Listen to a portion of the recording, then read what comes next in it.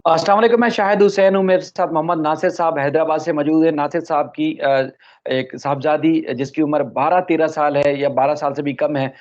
उनका सबसे पहले हमने हाई कोर्ट से केस रिपोर्ट किया था, जिसमें सिंध हाई कोर्ट ने बच्ची को, जो अगवाकार थे, उनके साथ जाने की इजाज़त दी थी और पुलिस को हुक्म दिया था कि बच्ची का स्टेटमेंट लें। और कमरा अदालत में जो कुछ तफ़सीलात 1-2 दफ़ा भी आपके सामने रख चुके हैं और इससे पहले भी जो वज़ाहत थी वो रख चुके हैं कि नासिर साहब जो अदालत से बार-बार इस्तदा करते रहे कि उनकी बेटी का उम्र का तयन करवाया जाए। बेटी की उम्र का तयन हो जाएगा तो बहुत सारी चीज़ें वाज़ेह हो जाएँगी।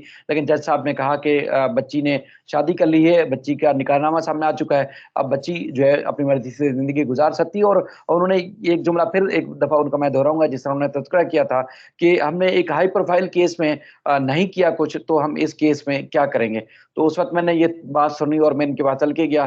ज़ाहिर है नासिर साहब, आपका बहुत शुक्रिया, आपने आज कीमती वक़्त दिया। आपको बहुत सारे लोग फ़ोन भी कर रहे होंगे। आज भी आपका गम उसी तरह है जो पहले दिन था। यानी कि मुझे भी लग रहा है जिस तरह की चीज़ है कि हल्की-सी भी कहीं से हवा नहीं आ रही कि कहीं आपको इंसाफ़ होता हुआ इस वक़्त नज़र आए। तो अब तक 2 महीने से ज़्यादा वक़्त हो चुका है। क्या सूरत-ए-हाल है? पिछले दिनों भी आपने अपडेट किया था कि आपकी बेटी को भी इस्तेमाल दोबारा से उन्होंने शुरू कर दिया, आपके खिलाफ फ़ोन कॉल्स आना शुरू हो गई हैं। उसके बाद फिर आपको बराह रास्त भी डराया-धमकाया जा रहा है। पुलिस कहीं कुछ नहीं कर पा रही है, अदालत से इंसाफ में मिलने में ताख़ीर है। तो अब तक इस सारी सूरत-ए-हाल में क्या कुछ हो चुका है आपके साथ? बिस्मिल्लाहिर्रहमानिर्रहीम।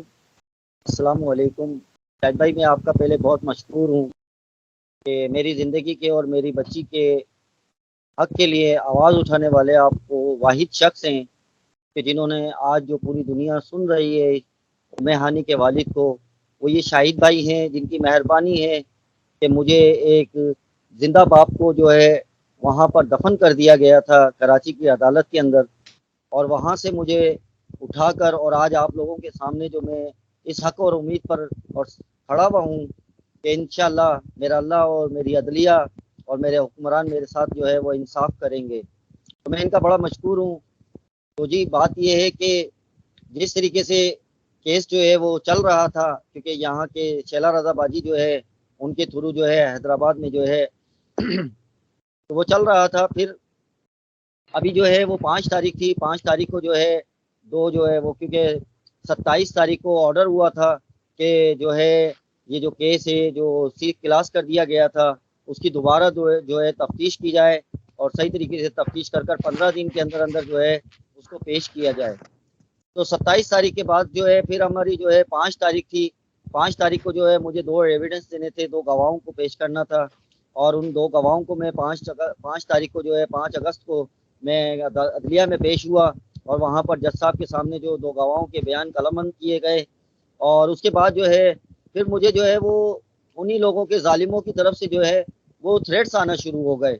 जब उन्हें पता चला कि तफ्तीश का दोबारा ऑर्डर हो गया है, जैसे कि उन्होंने तो इस तरीके से दफना दिया था कब्र में कि जैसे मानो मिट्टी डाल दी थी, लेकिन आप जैसे भाइयों की, बहनों की और बच्चियों की और तमाम लोगों की दुआओं से अल्लाह पाक ने इतना करम किया कि जो है वो उसको ज़्यादा टाइम नहीं लगा और अल्लाह पाक ने जो है जल्द ही उस कब्र से मुझे जो है वो ज़िंदा निकाल कर और आप लोगों के सामने बिठा दिया और अदलिया ने जो है उस तफ्तीश का ऑर्डर कर दिया। तो वो ज़ालिम जो है फिर वो खड़े हो गए मुझे दफनाने कौन के लिए। धमकियाँ नासिर साहब, कौन धमकियाँ दे रहा है? किसके ज़रिए फ़ोन कॉल्स आ रही हैं? किस नौइयत की धमकियाँ? आपने पुलिस से राब्ता नहीं किया कि आपको जान से मारने की धमकियाँ दे रही हैं या डराया-धमकाया जा रहा है, इदारों के नाम से धमकाया जा रहा है?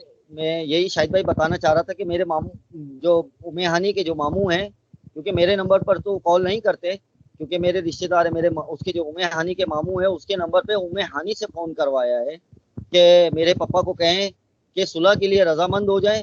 अगर सुलह के लिए रजामंद नहीं होते हैं तो मैं कुछ खा पी लूँगी और अपनी जान दे दूँगी और जो है फिर लिख कर जाऊँगी कि जो है मैं जो है मेरे वालिद को जो है फांसी हो।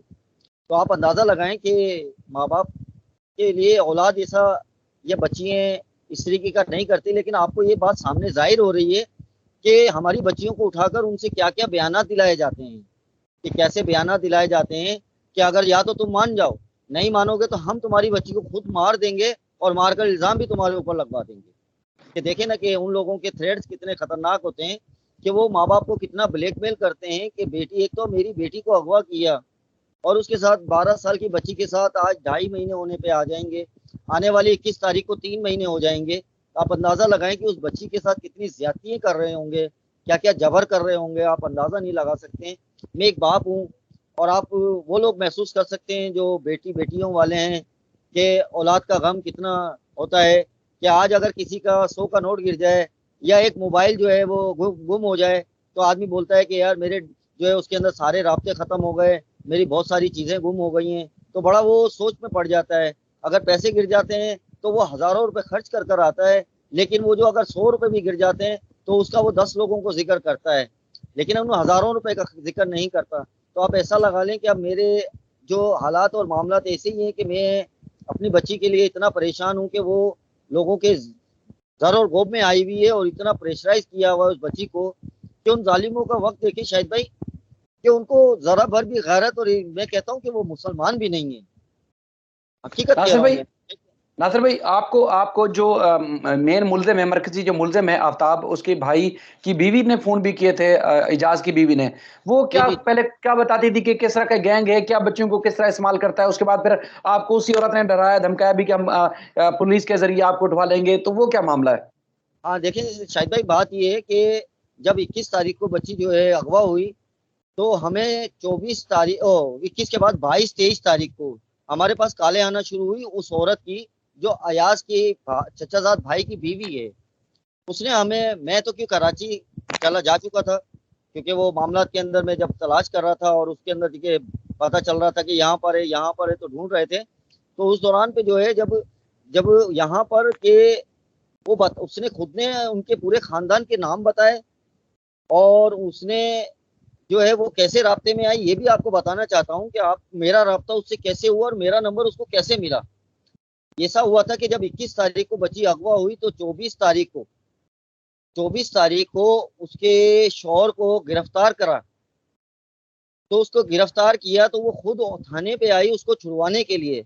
तो उसने आते ही जो तफ्तीशी ऑफिसर जो बैठे हुए थे उन लोगों को उसने थ्रेट करवाया कि आप मेरे शौहर को छोड़ें, मेरा शौहर इसमें मुलविस नहीं है।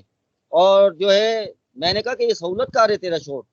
मैंने कहा कि ये देखें हमारे पास इसकी बाकायदगी से इसका ये नंबर आया है, और इसका ये नंबर इसी का ही है। तो उसको जब हमने दिखाया तो उसने कहा कि मेरा शौहर नहीं है, और उसने फिर थ्रेट करवाया कि मेरा भाई जो है एसआई है, सीआईए के अंदर है। और ये चीजें बातें सुनकर तो मुझे ये आपको हैरान की बात बता रहा हूँ मैं आज, कि शाहिद भाई के एसएचओ तक परेशाइज आ गया उससे, और एसएचओ ने उसको छोड़ दिया। तो जब उसको छोड़ा गया तो मैंने कहा कि मेरी बच्ची का तो कुछ पता करें, इनसे कुछ लिखें। तो ना उनके पास शनाख्ती कार्ड नंबर थे, ना उसकी बीवी का कोई शनाख्ती कार्ड वगैरह था, ना वो अयाज जो है, अयाज नाम है, ना उसका कोई शनाख्ती कार्ड नंबर वगैरह था। तो एसएचओ ने कहा कि हम इसे छोड़ रहे हैं, और इसने कहा है कि 23 तारीख को आपकी बच्ची को ये पेश कर देंगे। 21 को ये बात हुई, 22 को उसको, तो 22 को उसको जो है शाम को उसको छोड़ दिया गया, और 23 को ये बच्ची पेश कर देंगे। लेकिन ऐसा हुआ कि वो गायब हो गए। तो उस वक्त जब उसकी बीवी ने मुझसे नंबर लिया था कि आप अपना नंबर दे दें, मैं आपसे राब्ता करूंगी, तो उसने उस वक्त वो मुझसे नंबर लिया था। तो उस नंबर के ऊपर जब जो है उसने फिर जब उससे कोई अनबन हुई या उनकी कोई घर के घरेलू मामला क्या हुए वो अल्लाह बेहतर जानता है, लेकिन उसने मेरे घर के नंबर पर मेरे बेटे का नंबर है जिस पर उसने राब्ता किया, और आपकी भाभी जो है मेरी वाइफ जो है उससे उसने बात की। तो उसके अंदर उसने कहा कि आप लोग सोए हुए हैं, आप लोगों को पता नहीं है कि आपकी बेटी का सौदा हो चुका है, और जो है 10 लाख रुपए में आपकी बेटी का सौदा हो गया है, और आप लोग सो रहे हैं और आपको फिक्र नहीं है, जाएं एसआई के पास जाएं। ये मेरे पास ऑनलाइन बिल्कुल मेरे पास ऑडियो रिकॉर्डिंग मौजूद है। मैं बार बार आपसे ये बात कह रहा हूँ, और शाहिद भाई के चैनल से मैं तमाम लोगों को, सुनने वालों को ये बात भरपूर भरपूर तहकीक और हकीकत के बाद तस्दीक शुदा, और ये बात कह रहा हूँ कि मेरे पास इस वक्त मौजूद है मेरे पास वो ऑडियोज। और जो मैं बात आपको कह रहा हूँ कि आपकी बच्ची का 10 लाख रुपए में सौदा हो गया है, आप लोग जाएं पुलिस वालों के ऊपर हमला करें कि ताकि वो लोग आपकी बच्ची के लिए भाग दौड़ करें, आपके मिलने वाले लेकर जाएं, ताकि आपकी बच्ची बिक गई है और उसका 10 लाख का सौदा हो चुका है। जब हमें ये बातें पता चली तो हमने मोहल्ले के कुछ लोगों से कहा कि भाई हमारी बच्ची की एफआईआर नहीं कटी है और हमारे साथ चलें, क्योंकि वो बच्ची का सौदा कर रहे हैं और बच्ची को आगे फरोख्त कर रहे हैं वो। तो फिर मोहल्ले के कुछ मोजिस लोग जो है वो मेरे, उन्होंने कोई फोन किया या कुछ किया, तो उसकी वजह पर हम जब गए तो 23 तारीख की रात को 10:30 बजे हमारी एफआईआर लिखी गई। अच्छा। जब एफआईआर लिखी गई तो उस वक्त ऐसा हुआ है कि उस औरत ने जो है, जो अयाज की बीवी है, आफ्ताब के चचाजाद भाई की बीवी है, उसने हमें सब लोगों के, पूरे खानदान के लोगों के नाम बताए। अकबर है, सुहेल है, उसकी भाभीियों के नाम जिनके मैं अब नाम बता रहा हूँ थोड़े थोड़े आपके थ्रू, चैनल के थ्रू। अब मैं इंशाल्लाह आहिस्ता आहिस्ता जो मेरे पास ऑडियो जो मौजूद है उसके अंदर जो चीजें बताई गई हैं वो इंशाल्लाह मैं आपके थ्रू बताना चाह रहा हूँ कि, और एक शबीर शेख है कराची के अंदर जिसकी तो लोकेशन आई थी, जिसके यहाँ पर हम लोग रेड करने के लिए गए थे लोकेशन के अंदर, गुलशन मेमार के अंदर, जो बिलावल क्या नाम है उसका, नूर मोहम्मद गोट, नूर मोहम्मद गोट के अंदर उनकी स्टेट एजेंसी का काम है, जहां पर बच्ची की लोकेशन आई थी कि बच्ची उस वक्त वहां पर मौजूद है। और यहाँ से हम 2 कारें कर कर जो है वहां पर गए थे साइड थाने पे, उसकी जो है हमने लिखवाया था कि, और लिखवा कर फिर हम मोबाइल वहां की लेकर और जो है उसके स्टेट एजेंसी पे गए थे, जहां पर हमें लेटर मिला था कोर्ट का कि आपकी बच्ची जो है वो हाई कोर्ट जो है उसने पिटीशन दायर कर दी आपके खिलाफ।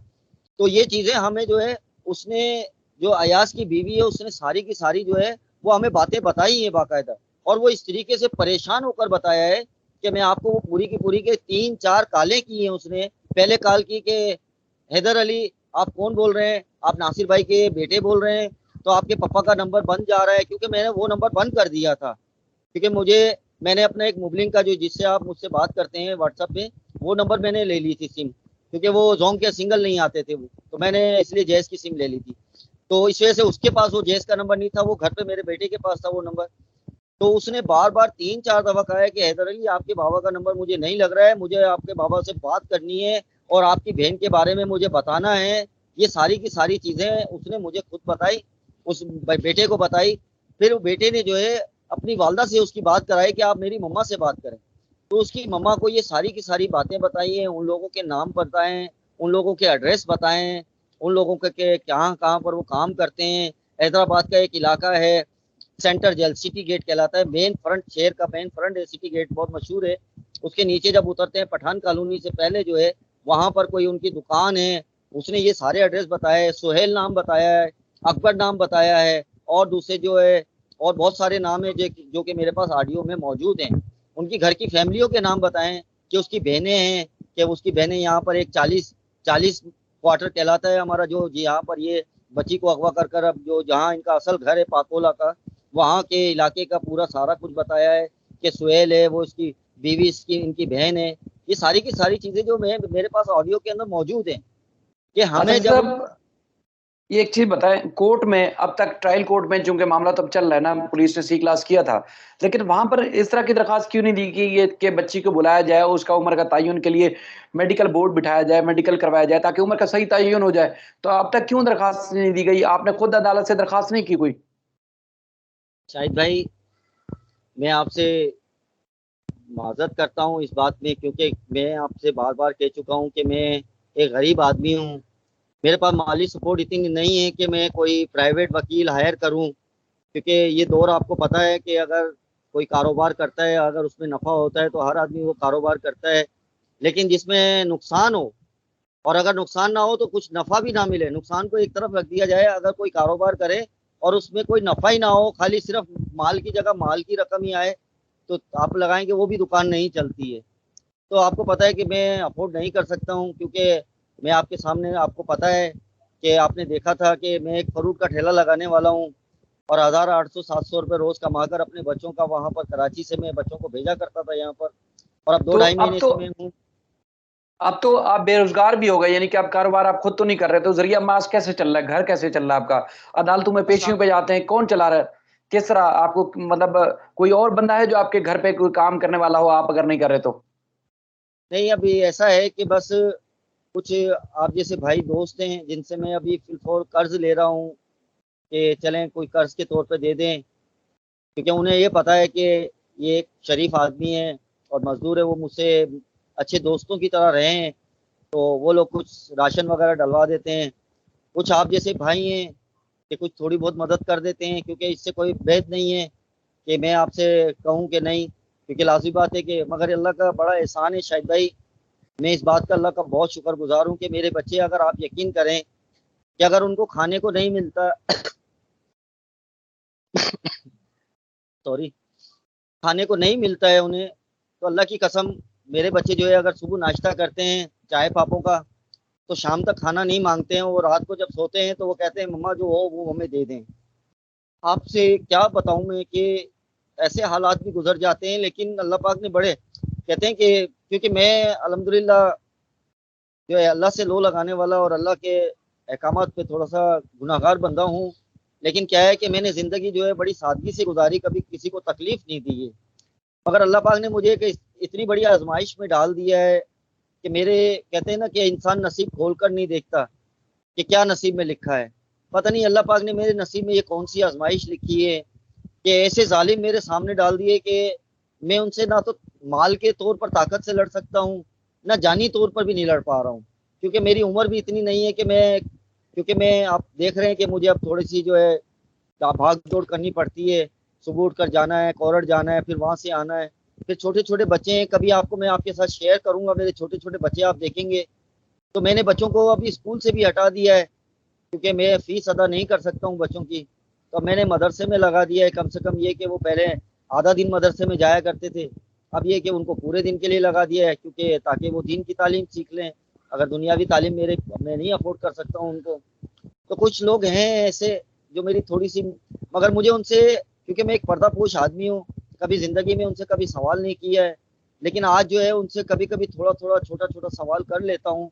तो बेचारे, मगर मुझे उनसे डर लगता है, क्योंकि आजकल महंगाई बहुत है और हर आदमी का, क्योंकि मेरे जो पहले मैं रक्षा चलाया करता था, इस ठेले के काम से पहले मैं एक रक्षा चलाता था। तो वो रक्षे के चलाने वाले ही मेरे दोस्त हैं। वो बेचारे थोड़े से जो जरूरत होती है तो वो कभी आटा दिला दिया, कभी घी चीनी दिलवा दिया, क्योंकि वो मेरे पुराने अच्छे दोस्त हैं, मौसी ने अच्छे, तो वो कुछ हेल्प कर देते हैं, जिस तरीके से गुजर बसर हो जाता है। लेकिन अब वो शर्म सी आती है, क्योंकि 2 ढाई महीने हो गए हैं, और जो है सवाल करते हुए भी शर्म सी आती है, क्योंकि लोग बोलेंगे कि अब जो है लोगों से क्या सवाल किया जाए। तो मैं आपसे बात बिल्कुल वही बिल्कुल, करना चाह आपकी रहा था नसर भी। कि मैं बात वही करना चाह रहा था कि वहाँ आ जाए हम लोग। आपने मेरे जख्मों को, शाहिद भाई अल्लाह आपको अजर दे, बस मैं वहीं को उसको ख़त्म करता हूँ, उसको तो दफन कर देता हूँ, क्योंकि अभी मैं उस पर सब्र कर सकता हूँ और अल्लाह पाक ने मेरे बच्चे सब्र करने वाले दिए हैं, तो वो ख़त्म। तो मैं वकील की बात कर रहा था कि वकील की निस्बत से मैं थोड़ा कमज़ोर पड़ा हुआ हूँ, क्योंकि शेला रजाबाजी ने जो वकील दिए हैं वो, आप अल्ताफ होसो साहब तक की बात तो सही है, लेकिन उसके नीचे की जो टीम है उनसे सरकारी मैं वकीला थोड़ा को सा, सर जानते हैं हम बड़े अच्छे तरीके से, बिल्कुल सही कह रहे हैं वो। एक तो गैर संजीदगी होती है, मादरत के साथ, चूंकि आपके वकील हैं, आपको बुरा ना लगे। सरकारी वकीलों को तो हम अदालतों में देखते हैं कि एक तो सियासी बुनियादियों पर भर्तियां होती हैं, इतने काबिल भी नहीं होते, और उसके बाद फिर उनको इस चीज से कोई वो कहते हैं ना कि उनको इस चीज से कोई उनको फिक्र नहीं होती कि एक मजलूम माँ बाप आया है, उसको इंसाफ चाहिए। ज़ाहिर है रियासत का काम है कि उनको वकील करके दे, उनकी मावनत करे अदालतों में, तो उनको कोई इस चीज से सरोकार नहीं होता। तो यकीनी तौर पर आपकी मदद, वकील के तौर पर भी आपको मदद की जरूरत है, और आपको फाइनेंशियली भी जरूरत पड़ती होगी। यकीनी तौर पर आप हैदराबाद से कराची आते हैं, फिर वहां अदालतों में जाना पड़ता है। तो देखें, बहुत सारे लोग राब्ता भी करते हैं, जिन जिन से मेरा राब्ता होता है, मैं कहता हूँ जी देखें, नासिर साहब से डायरेक्ट आप राब्ता कर लें, और जिस तरह आप चाहें आप उनकी मदद चाहें आप कर सकते हैं।